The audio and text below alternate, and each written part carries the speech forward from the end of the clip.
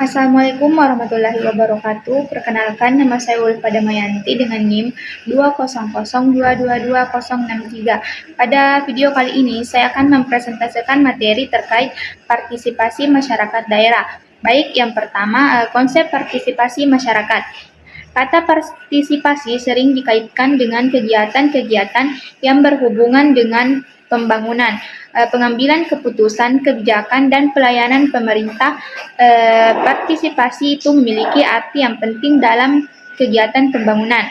Menurut IREN 2015, partisipasi merupakan keterlibatan mental dan emosi dari seseorang dan di dalam situasi kelompok yang mendorong mereka untuk menyokong kepada pencapaian tujuan kelompok tersebut dan ikut bertanggung jawab terhadap kelompoknya.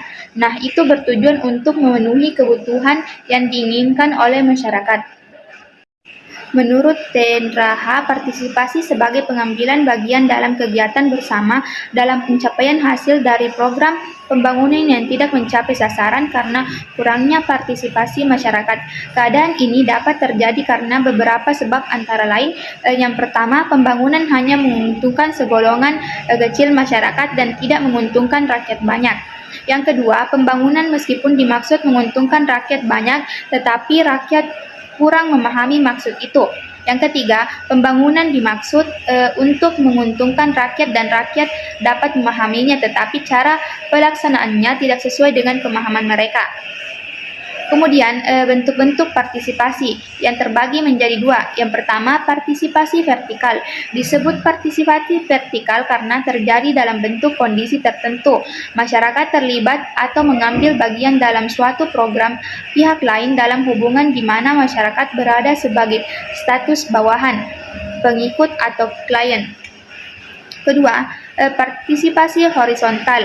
Masyarakat mempunyai prakasa di mana setiap anggota atau kelompok masyarakat berpartisipasi horizontal satu dengan yang lainnya. Partisipasi semacam ini merupakan tanda permulaan tumbuhnya masyarakat mampu berkembang secara mandiri. Selanjutnya, macam-macam partisipasi masyarakat. Partisipasi dalam pengambilan keputusan. Partisipasi jenis ini berkaitan dengan penentuan alternatif dengan masyarakat untuk menuju kata sepakat tentang berbagai gagasan yang menyangkut kepentingan bersama. Yang kedua, partisipasi dalam pelaksanaan. Partisipasi jenis ini merupakan lanjutan dari rencana yang telah disepakati sebelumnya, baik yang berkaitan dengan perencanaan, pelaksanaan, maupun tujuan. Yang ketiga, partisipasi dalam pengambilan manfaat.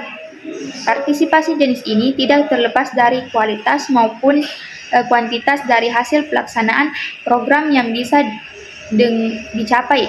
Dari segi kuantitas, keberhasilan suatu program akan ditandai dengan adanya peningkatan atau output.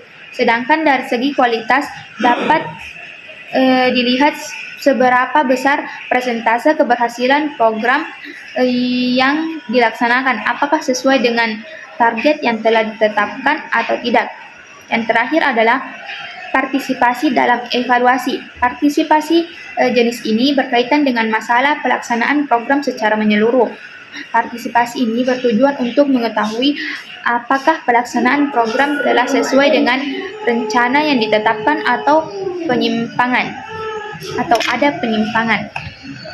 Kemudian, faktor-faktor yang mempengaruhi partisipasi masyarakat.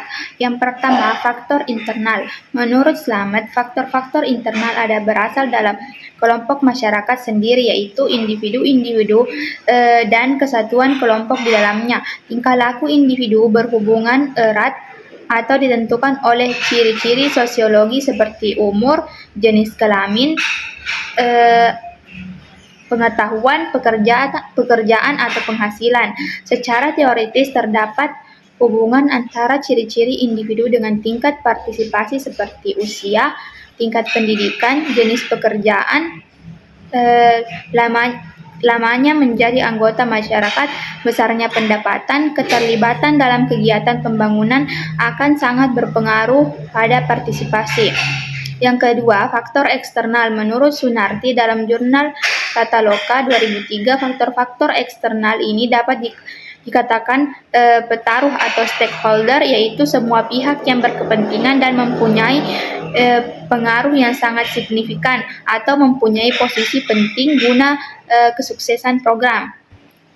Fungsi dan manfaat partisipasi. Menurut Charter menyebutkan bahwa fungsi dari partisipasi masyarakat terdapat 5. Yang pertama, partisipasi masyarakat sebagai suatu kebijakan.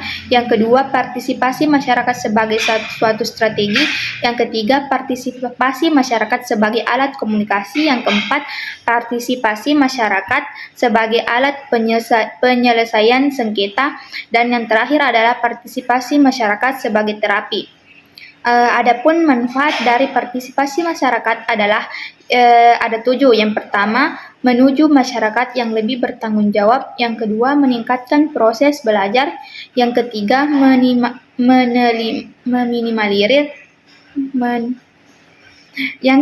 meneliminir perasaan terasing. Yang keempat, menimbulkan dukungan dan penerimaan dari rencana pemerintah. Yang kelima, menciptakan kesadaran politik. Yang keenam, keputusan dari hasil partisipasi mencerminkan kebutuhan dan kepentingan masyarakat. Yang terakhir adalah menjadi sumber dari informasi yang berguna, merupakan komitmen sistem demokrasi. Baik, itulah hasil presentasi saya. Lebih dan kurangnya mohon dimaafkan. Billahi fisabilil haq, fastabiqul khairat. Wassalamualaikum warahmatullahi wabarakatuh.